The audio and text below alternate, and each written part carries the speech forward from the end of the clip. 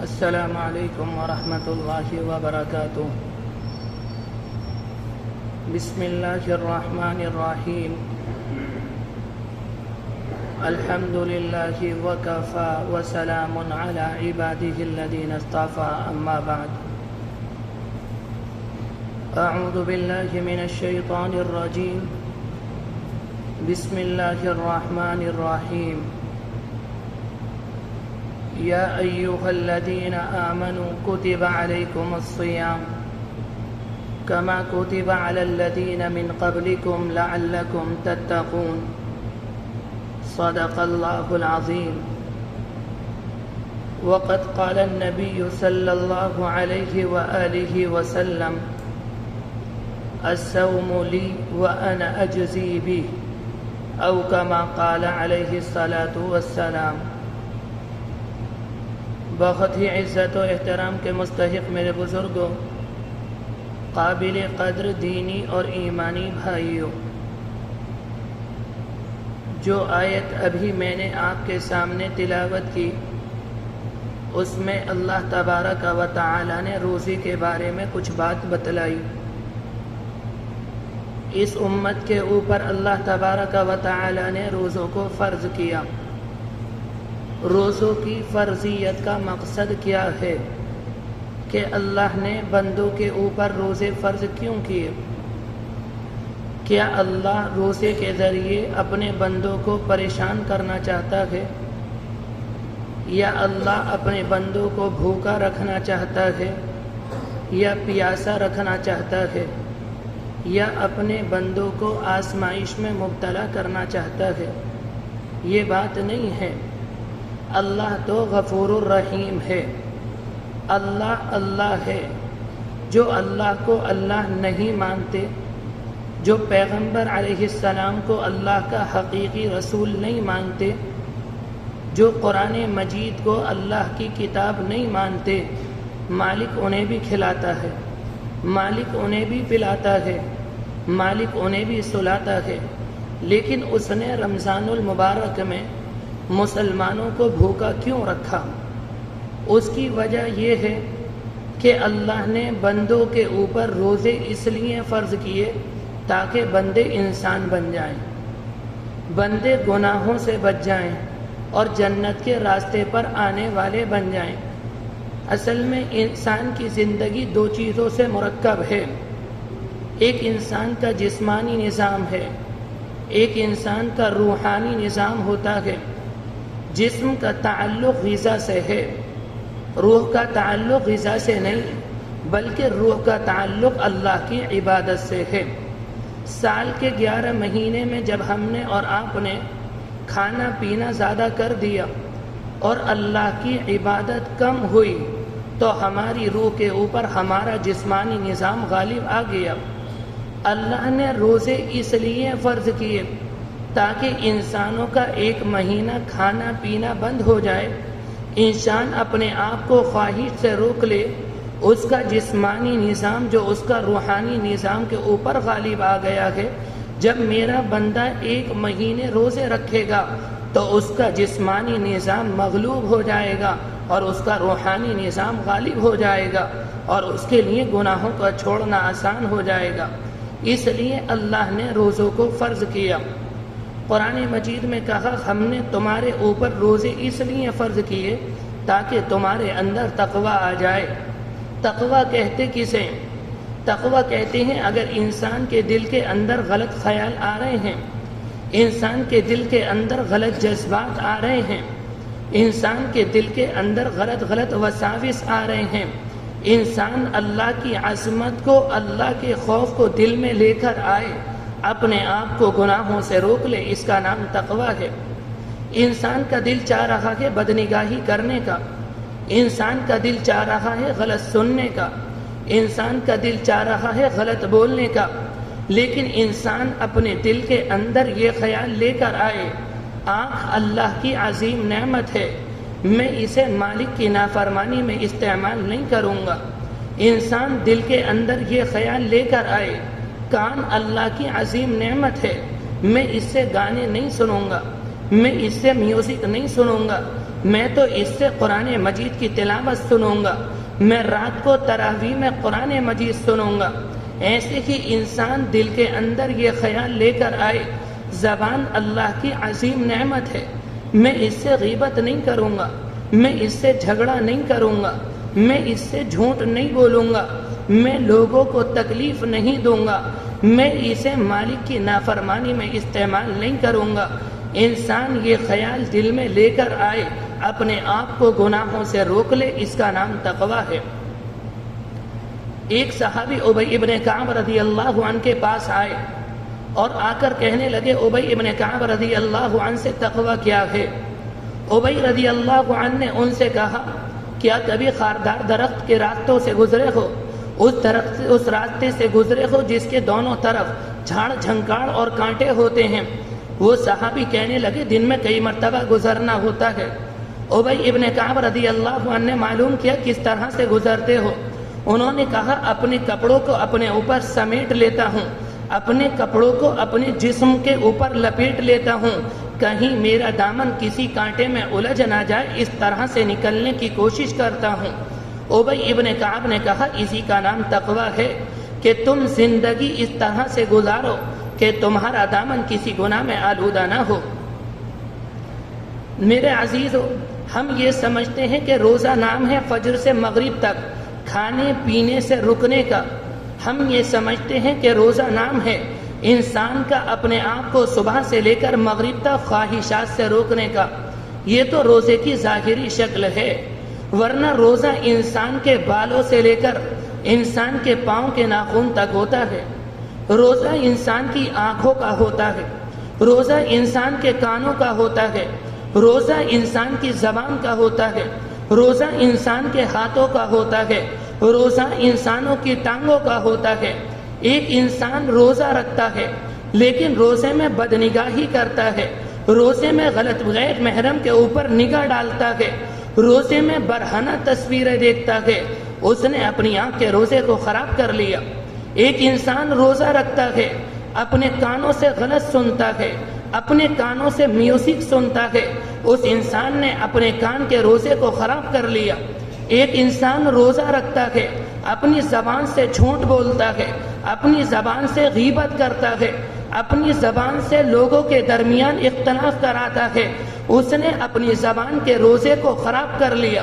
ایک انسان روزہ رکھتا ہے، روزے کی حالت میں اپنے ہاتھوں سے حرام لیتا ہے، اپنے ہاتھوں سے سود لیتا ہے، اپنے ہاتھوں سے رشوت لیتا ہے، اس نے اپنے ہاتھوں کے روزے کو خراب کر لیا۔ ایک انسان روزہ رکھتا ہے، اپنی ٹانگوں کے ذریعے غلط محفل میں جاتا ہے، غیبتوں کی مجلس میں جاتا ہے، اس نے اپنی ٹانگوں کے روزے کو خراب کر لیا۔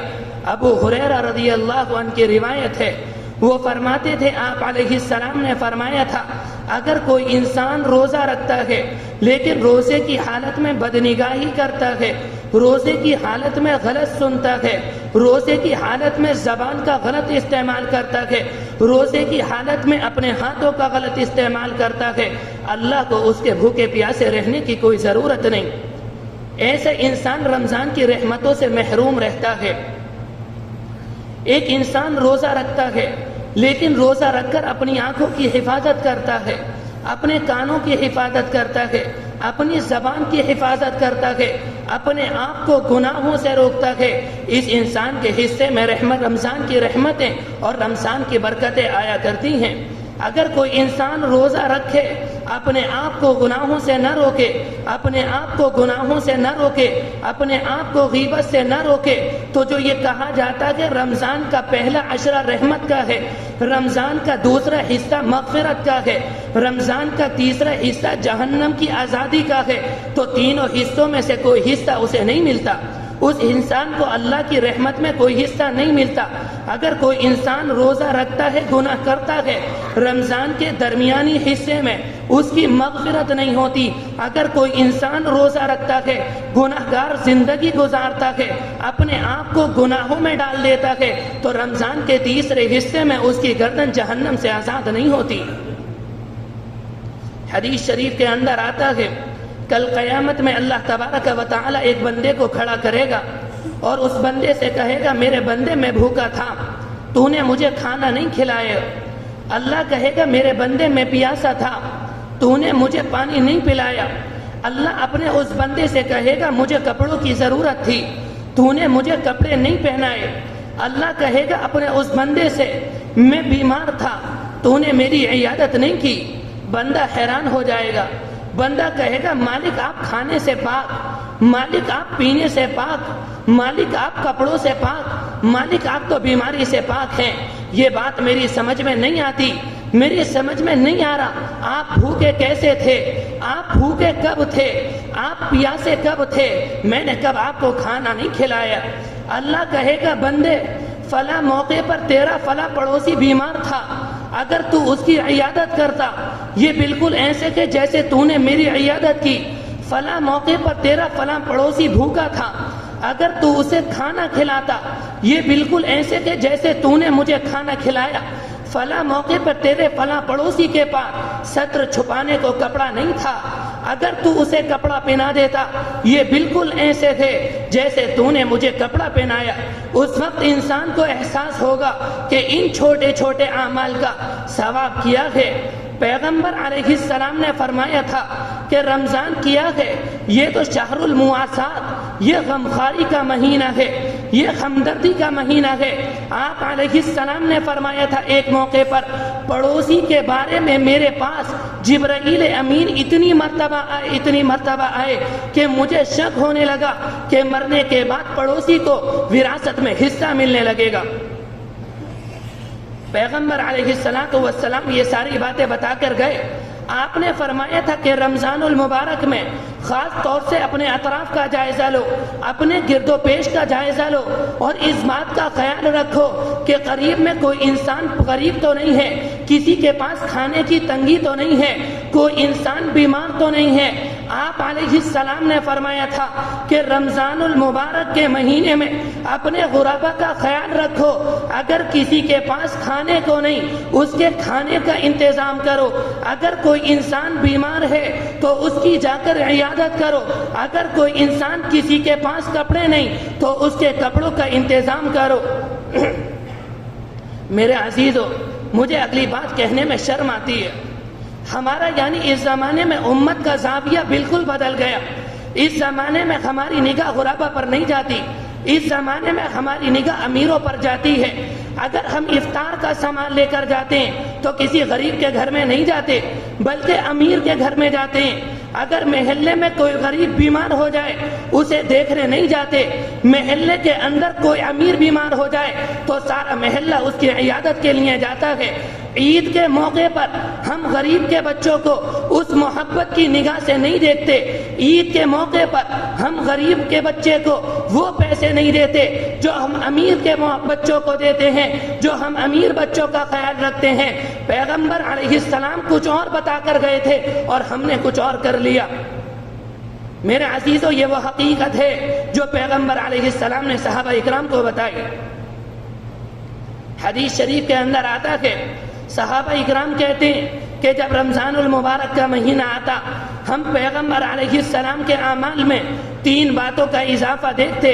ہم دیکھتے کہ رمضان المبارک کا مہینہ آتا آپ علیہ السلام عبادت کے اندر مشغول ہو جاتے، آپ بہت زیادہ عبادت کرتے، حالانکہ غیر رمضان میں آپ اتنی عبادت کرتے تھے آپ کے پاؤں مبارک پر ورم آ جاتا، لیکن رمضان میں آپ کی عبادت بڑھ جاتی۔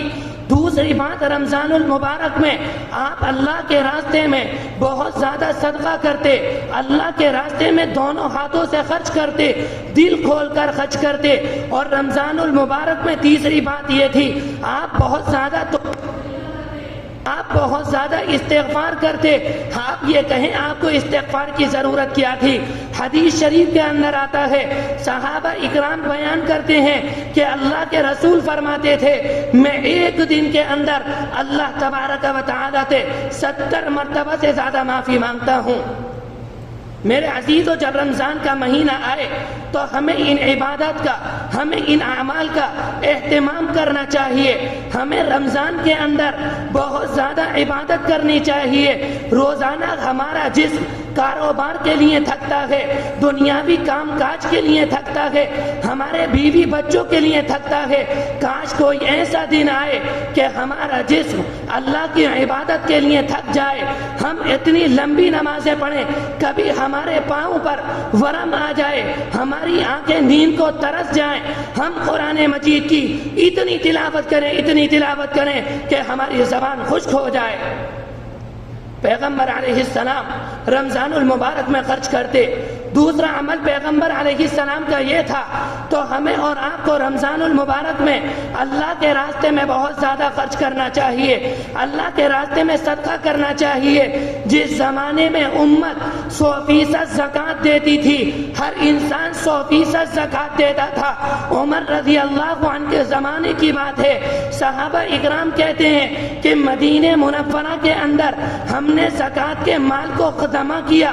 جب ہمارا مال جمع ہو گیا، ہم نے مدینہ منورہ کے اندر تلاش کیا کہ کوئی انسان ہے جو ہماری زکوٰۃ کے مال کو لے لے، تو ہم نے دیکھا کہ مدینہ کے اندر کوئی انسان نہیں تھا جو زکوٰۃ لے۔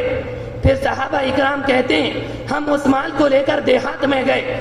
جب ہم دیہات کے اندر پہنچے تو ہم نے دیہات کے لوگوں سے کہا یہ زکوٰۃ کا مال ہے، اگر کوئی انسان ہو تو اسے زکوٰۃ کا مال دے دیا جائے۔ دیہات کے لوگوں نے زکوٰۃ کا مال جمع کر رکھا تھا، وہ کہہ رہے تھے کہ دیہات کے اندر کوئی انسان نہیں جو زکوٰۃ کا مال لے، تم ہمارے اس مال کو مدینہ منورہ میں لے جاؤ۔ میرے عزیزو، اس زمانے میں ہم نے زکوٰۃ کم کر دی۔ امت نے جب زکوٰۃ کو روکا تو امت کے اوپر حالات آئے، امت کے اوپر تنگی آئی۔ جس زمانے میں امت زکوٰۃ دیتی تھی تو امت کے اندر تنگی نہیں، امت نے خوشحالی کا دور دیکھا۔ اس زمانے میں اگر امت زکوٰۃ کے اوپر آ جائے، امت 100% زکوٰۃ دینے لگے، تو امت مسلمہ کے اندر کوئی انسان بھوکا نہیں رہے گا۔ پیغمبر علیہ السلام کا تیسرا عمل یہ تھا کہ آپ علیہ السلام رمضان المبارک کے اندر بہت زیادہ توبہ اللہ کیا کرتے تھے۔ ہم اور آپ بہت زیادہ رمضان المبارک کے اندر استغفار کریں، رمضان المبارک کو شاندار طریقے سے گزاریں۔ رمضان المبارک شاندار طریقے سے وہ انسان گزارتا ہے جو دن میں روزہ رکھتا ہے، جو دن میں اپنے آپ کو گناہوں سے روک کر رکھتا ہے، جو اپنے آپ کو غلط دیکھنے سے روکتا ہے، جو رات میں تراویح پڑھتا ہے، جو تہجد کی پابندی کرتا ہے۔ میرے عزیزو، حدیث شریف کے اندر آتا ہے، اللہ تبارک و تعالی فرماتا ہے الصوم لی وانا اجزی بھی، روزہ میرے لیے ہے اور روزے کا بدلہ میں دوں گا۔ اس کی مثال یہ سمجھیے، اگر کوئی مانگنے والا میرے پاس آئے اور مجھ سے کہے بھائی کچھ دے دو، میں اپنی حیثیت کے مطابق اسے 2 روپے یا 5 روپے دے دوں گا۔ وہ مانگنے والا مجھ سے بڑے کے پاس جائے، وہ اسے 10 روپے دے دے گا۔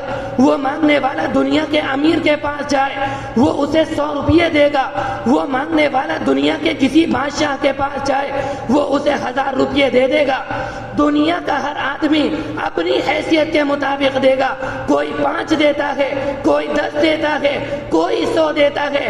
جب بندہ اپنی حیثیت کے مطابق دیتا ہے، کل قیامت میں روزے کا بدلہ اللہ بھی اپنی حیثیت کے مطابق دے گا۔ علماء نے لکھا ہے اللہ بدلہ کیا دے گا، بعض نے لکھا ہے کہ اللہ اپنا دیدار کرائے گا، بعض نے لکھا ہے کہ اللہ بغیر حساب و کتاب کے بندے کو جنت کے اندر داخل کر دے گا۔ میرے عزیزوں، بزرگوں کے کچھ احوال آپ کے سامنے نقل کر کے اپنی بات کو ختم کرتا ہوں۔ حضرت رائے پوری کے بارے میں آتا ہے، جب شعبان کی 29 تاریخ آتی تو حضرت اپنے مریدین کو جمع کرتے، اپنے متوسلین کو جمع کرتے، اپنے چاہنے والے کو جمع کرتے اور کہتے اگر زندگی رہی تو رمضان کے بعد ملاقات ہوگی۔ اس کے بعد اپنے خادم کو بلاتے اور خادم سے کہتے جتنے خطوط آئیں، جتنے ڈاک آئیں، انہیں سب کو اہتمام سے رکھنا، انہیں صحیح طریقے سے رکھنا۔ اگر زندگی رہی تو رمضان کے بعد وہ خطوط پڑھیں گے۔ رمضان میں کسی سے بات نہیں کرتے تھے، رمضان میں خط نہیں پڑھتے تھے۔ انہوں نے رمضان کا مہینہ اپنے لیے خاص کر لیا تھا۔ وہ رمضان میں قرآن مجید کی تلاوت بہت زیادہ کرتے تھے۔ امام اعظم کے بارے میں آتا ہے، امام اعظم پورا دن قرآن مجید کی تلاوت کرتے اور تراویح کے اندر 3 قرآن مجید پڑھا کرتے، یعنی 3 پارے یومیہ پڑھتے۔ تراویح کے اندر اس زمانے میں ہمیں 1 پارہ پڑھنا مشکل ہوتا ہے۔ اس زمانے میں باتیں یہ ہوتی ہیں کہ اس مسجد میں تراویح پڑھیں گے، وہاں کے امام صاحب 45 منٹ میں تراویح پڑھتے ہیں۔ ایک صاحب پچھلے سال کہہ رہے تھے ہمارے امام صاحب بہت شاندار ہیں، 3 پارے پڑھتے ہیں اور 1 گھنٹے میں تراویح ختم کر دیتے ہیں۔ میرے عزیزوں، ایسا لگتا ہے ہم نے تراویح کا مذاق اڑا دیا۔ قیامت کا دن ہوگا، صحابہ اکرام کھڑے ہوں گے، صحابیات ہوں گی، ازواج مطہرات ہوں گے، اللہ کے سامنے اپنے اپنے اعمال پیش کیے جا رہے ہوں گے۔ کوئی اپنی تہجد پیش کرے گا، کوئی اپنے روزے پیش کرے گا، کوئی قرآن کی تلاوت کو پیش کرے گا، کوئی اپنی سنتوں کو پیش کرے گا۔ ہمارا نہ روزہ ٹھیک ہے، نہ ہماری نماز ٹھیک ہے، نہ ہم اپنا روزہ پیش کر سکیں گے، نہ ہم اپنی زکوٰۃ پیش کر سکیں گے، نہ ہم اپنی تراویح پیش کر سکیں گے۔ اگر پیش کرنے کو ہمارے پاس کوئی ہوگا تو ہم غیبت تو پیش کر سکتے ہیں، ہم جھوٹ پیش کر سکتے ہیں، ہم دلوں کا توڑنا پیش کر سکتے ہیں، ہم عبادت پیش نہیں کرتے۔ میرے عزیزو، روز رمضان المبارک اس طرح سے گزاریں جب وہ لوگ اپنے اعمال کو پیش کریں، ہم رمضان المبارک کو پیش کر دیں۔ ہم کہیں اے مالک، ہم نے رمضان اس طریقے سے گزارا، ہم نے اس کے دن میں روزے رکھے، اپنے آپ کو گناہوں سے روکا، ہم نے اس کی رات میں تراویح پڑھی، ہم نے تہجد کا اہتمام کیا، ہم سوئے نہیں، ہم نے آپ کی چاہت کے لیے، ہم نے آپ کی رضا کے لیے اپنے آپ کو آپ کے لیے قربان کر دیا۔ ہمارے روزے کو قبول کر لیجئے۔